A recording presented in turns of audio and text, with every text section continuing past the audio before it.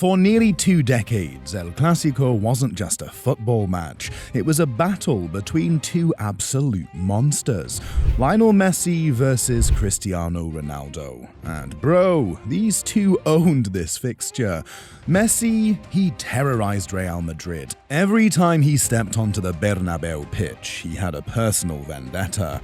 He dropped hat-tricks, last-minute winners, humiliating dribbles, and iconic celebrations. Remember when he held up his shirt to the Bernabeu crowd after scoring that last-minute winner? Cold as ice. Madrid fans feared him, and when he finally left La Liga, they threw a parade because their nightmare was over. But it wasn't just Madrid suffering, because on the other side, Barcelona had their own demon to deal with. Cristiano Ronaldo was built for these games. He loved the big moments, and he loved shutting up Camp Nou. Whether it was clutch goals, ridiculous volleys, or that famous Calma celebration, CR7 made sure Barcelona felt his presence every single time. And even before Messi and Ronaldo, there was Ronaldinho, the magician. This man was so good that he did something nobody else has ever done.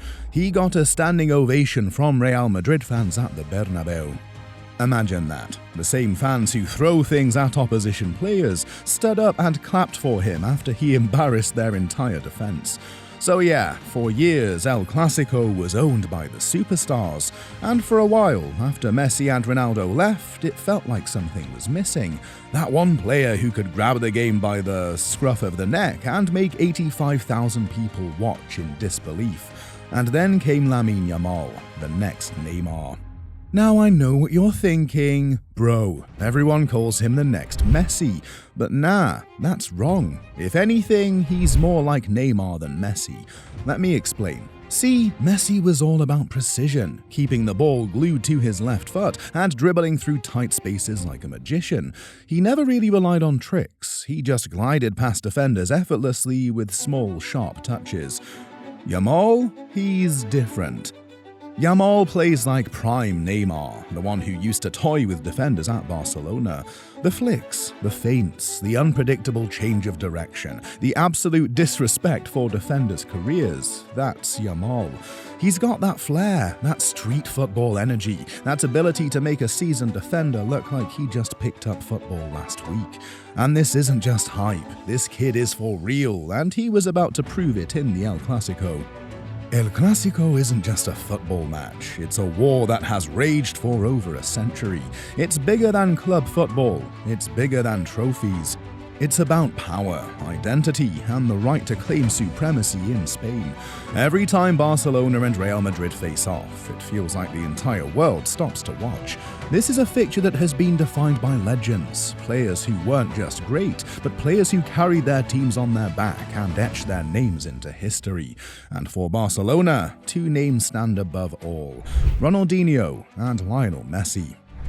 Before Messi, there was Ronaldinho, the man who didn't just play football, he entertained, he dazzled, he made the game an art form. Ronaldinho was the face of Barcelona in the mid-2000s, and his impact on El Clásico was unforgettable. His defining moment came in 2005 at the Santiago Bernabéu, where he put on such a ridiculous masterclass that even Real Madrid fans stood up and applauded him. Imagine that. The same Madridistas who would rather throw objects at Barcelona players stood up and clapped for him. He destroyed their entire defense with ease, gliding past defenders like they weren't even there, scoring 2 goals that were pure magic. That night, Ronaldinho proved that football wasn't just about winning. It was about humiliating your rivals with style. Then came Messi, the greatest of them all. If Ronaldinho made El Clásico fun, Messi made it his playground. Nobody, and I mean nobody, tormented Real Madrid the way Messi did. 26 goals in El Clásico. The all-time top scorer in this rivalry. He didn't just score, he decided games, ended title races, and crushed Madrid's dreams year after year. Remember his hat-trick at the Bernabeu in 2007, when he was still a teenager? That was just the beginning. Then there was the 2011 Champions League semi-final, where he dribbled through 5 Madrid players like a ghost and scored one of the most iconic goals ever. Know that this was his stadium now. Messi owned Madrid in a way no one else ever did. Every time they thought they had him figured out, he tore them apart again. The rivalry with Cristiano Ronaldo only made it better. For years, it was Messi versus Ronaldo, two of the greatest players ever going head-to-head, turning El Clásico into the most watched club fixture on the planet. It wasn't just Barcelona versus Real Madrid, it was Messi versus Ronaldo, Argentina versus Portugal, two titans battling for supremacy. Some Clásicos were beautiful displays of football, others were full of fights, red cards, and controversy. But one thing remained constant: Messi always showed up. When he left in 2021, something changed. Barcelona lost more than just their best player, they lost their identity in this fixture. They no longer had a leader, a player Madrid feared every time he stepped onto the pitch. And Madrid fans? They celebrated. They knew that for the first time in 15 years, they wouldn't have to worry about Messi ruining their night. For the past few years, it felt like El Clásico had lost that one player who could take over the game, silence an entire stadium, and leave the world in awe. But then came Lamine Yamal. And on October 26, 2024, he reminded Madrid of something they hadn't felt since Messi left. This El Clásico match is very important because Barcelona had been destroyed last season. Let's not sugarcoat it. Madrid embarrassed them. 3 games, 3 losses. 3-2 at the Bernabeu, 2-1 at Camp Nou, and then a humiliating 4-1 thrashing in the Supercopa final. It wasn't just bad, Madrid had completely taken over the rivalry. You could feel it in the way Barcelona fans reacted before every Clásico last season. Nervous, hopeless, like they were just waiting for another disaster to happen. And the worst part? Lamine Yamal was already playing in those games, but back then he wasn't the Lamine Yamal we're talking about today. He was just a kid, a talented prospect trying to find his feet in a broken Barcelona team. He had flashes of brilliance, sure, but you couldn't tell he was ready to carry the team just yet. This season, completely different. From the moment the 2024-25 season started, you could feel a shift. Barcelona looked alive again, and a big reason for that, Hansi Flick. The new manager came in with fresh ideas, and unlike last season, where everything felt uncertain and shaky, this Barcelona team had a clear plan and a clear leader on the pitch. Flick didn't come in and experiment. He didn't treat Barcelona like a club in crisis. No, he walked in and immediately gave the team a clear philosophy, structure, and most importantly, a clear leader in attack. And his focal point, Lamine Yamal. Lamine Yamal wasn't just playing well. He was the guy. Under Flick, he wasn't treated like a promising youngster who needed to be eased into things. He was treated like a superstar. Flick built the attack around him, gave him freedom, and suddenly Yamal wasn't just a supporting character, he was Barcelona's main weapon. From the first game of the season, you could tell this was a different Yamal. It wasn't just the dribbling or the tricks, it was the confidence, the decision-making, the maturity. Last season, when Yamal got the ball, rival fans didn't panic. They had confidence in their defenders to handle him. But this season, every touch was a threat. Every dribble, every pass, every sudden change of pace, and you could see the defenders scrambling. He wasn't just trying to impress anymore, he was controlling games. Flick gave him the keys to the attack and told him, "You're not a kid anymore, you're Barcelona's biggest weapon." And Yamal took that responsibility and ran with it. His numbers before this El Clásico were insane. 12 games, 6 goals, 6 assists. He wasn't just dribbling past defenders for fun, he was deciding games. His vision, his confidence, his finishing, all of it had gone to another level. And here's the thing, Real Madrid fans knew it too. You could feel the shift. Last season, when Yamal got the ball at the Bernabeu, Madrid fans weren't worried. He was a flashy kid, sure, but he wasn't scaring anyone. This time, they could feel it. Every time he touched the ball, there was tension in the air, a hesitation, as if they knew something special was about to happen. And that's the scariest thing in football. Not just talent, but fearless talent. The kind of player who doesn't care that he's playing in front of 85,000 hostile fans, and who doesn't care that he's up against world-class defenders and does something ridiculous with it. Madrid fans had seen this before. They had seen Messi do this to them for years. They had seen Ronaldinho walk into their stadium and put on a show. And now they were about to watch a 17-year-old kid playing like he belonged on this stage, and they did not like it. This wasn't just another promising player. This was the next great Barcelona superstar in the making, and for the first time in years, Madrid fans were afraid of what was coming next. Real Madrid fans needed to feel fear again, and Lamine Yamal made sure of it. Have you ever watched a game and just knew something special was about to happen? That was the feeling in this El Clásico. From the first whistle, you could tell this wasn't the same Barcelona Madrid destroyed last season. This wasn't the same Lamine Yamal they had bullied before.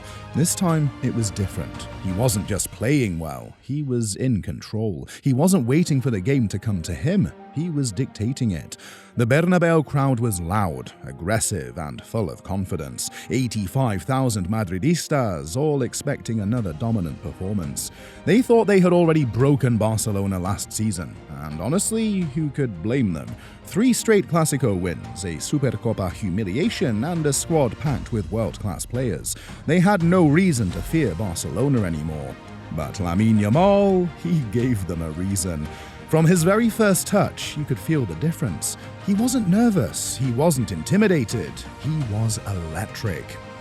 The way he ran at Ferland Mendy, the way he moved between the lines, the way he played with zero hesitation. This wasn't a kid trying to survive in a big game. This was a superstar announcing himself. Madrid was struggling to deal with him, but they still had their own chances. Kylian Mbappé was their biggest threat, and he knew it. He kept trying to find space behind the Barcelona defense, kept making those dangerous runs, but he kept getting caught offside, again and again. In the second minute, Madrid thought they had taken the lead. A beautiful ball was played over the top. Mbappé timed his run, or at least he thought he did, and buried it past the keeper. The Bernabeu exploded, but then the flag went up. Offside. Then in the 15th minute, it happened again. Another well-worked move, another dangerous run from Mbappé, another finish, another offside. By the time the 30th minute rolled around, you could feel the frustration creeping in. Madrid's attack was struggling to click because their biggest weapon couldn't stay on side to save his life. Mbappé kept pushing, kept trying, but Barcelona's high line was playing him perfectly. Every time he thought he had broken through, the flag went up. And then came the biggest moment of all, the 41st minute. Madrid thought they had finally cracked Barcelona's defense. Mbappé made what looked like the perfect run, chipped the keeper with an ice-cold finish, and celebrated like he had just won the game. The Bernabeu was going wild, but then VAR check, and the replay, clear offside. The goal was ruled out, and suddenly all that confidence Madrid started the game with, gone. And while Madrid kept getting frustrated, Yamal kept growing into the game. Every time he got the ball, you could feel the tension in the stadium. Madrid fans weren't whistling anymore. They were watching nervously, waiting for him to do something special. And in the 77th minute, he did. Barcelona pressed high, forced a turnover, and suddenly, boom, counter-attack. The ball landed at Yamal's feet. Mendy was in front of him, trying to cut off the passing lane to Lewandowski. Madrid's defense expected him to pass. That was the obvious play, the safe play. But Yamal, he isn't a safe player. Instead of passing, he took one touch, set himself up, and unleashed an absolute rocket into the top right corner. The Bernabeu went silent. The ball had barely hit the net before Barcelona's players were sprinting over to celebrate. Yamal didn't even go wild. He went towards the Madrid crowd, pointed at himself, then pointed to the back of his shirt. The message was clear: this is my stadium now. At that moment, nothing else mattered. Not Madrid's recent dominance, not their star-studded squad, not the fact that they had been top of the league. Because at that moment, one 17-year-old had taken over El Clásico. Madrid fans had seen this before. They had seen Messi do it to them for years. They had seen Ronaldinho make them applaud against their will. And now, they were watching it happen all over again. Lamine Yamal had arrived, and for the first time in years, Real Madrid was scared.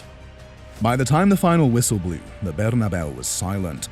What had started as a night of confidence for Real Madrid fans had turned into something completely different. They came expecting another victory, another reminder that they were the dominant team in Spain.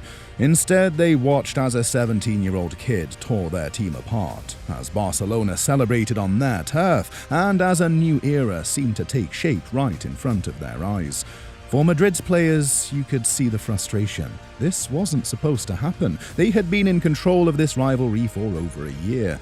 Last season, they crushed Barcelona again and again, making it clear that they were on another level. But this time, they had no answer. The midfield, which had bossed Barcelona in previous Clásicos, was outplayed. Jude Bellingham, who had been Madrid's talisman, was completely shut down. Every time he tried to create something, Barcelona's midfield pressed him into mistakes. Eduardo Camavinga, usually so composed, was chasing shadows. And up front, Kylian Mbappé, Madrid's superstar, spent most of the match getting caught offside or completely isolated.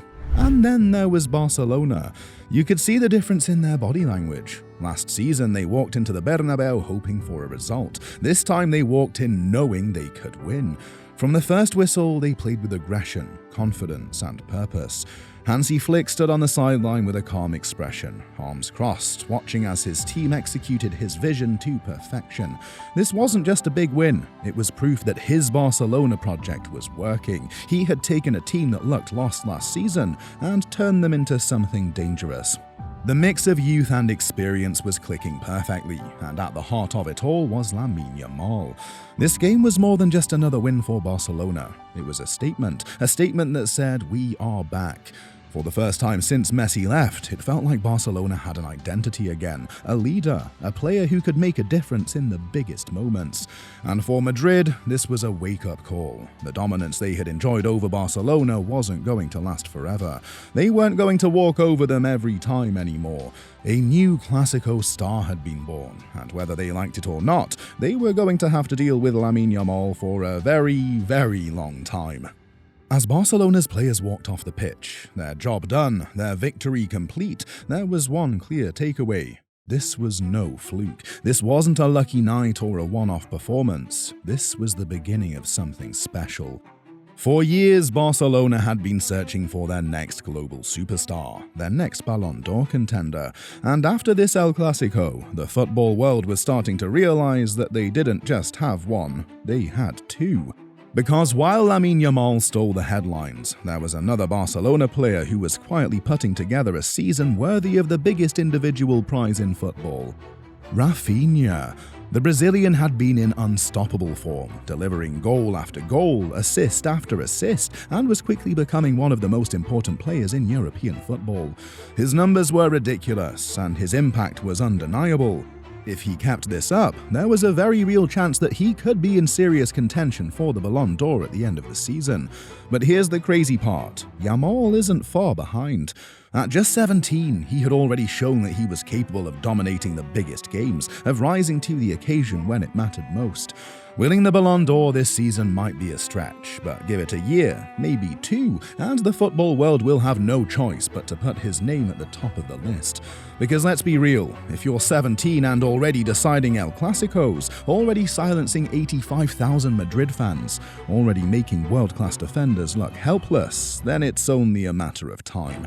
The best players in history always have that defining moment, that performance where everyone watching realizes, yeah, this guy is different. And for Lamine Yamal, this was it. Raphina might be the one lifting the Ballon d'Or soon, but Yamal, his time is coming. Maybe not this season, maybe not even next, but soon enough, he'll be standing on that stage, holding that golden trophy, proving to the world that this Clásico wasn't just a great night for him, it was the start of his era.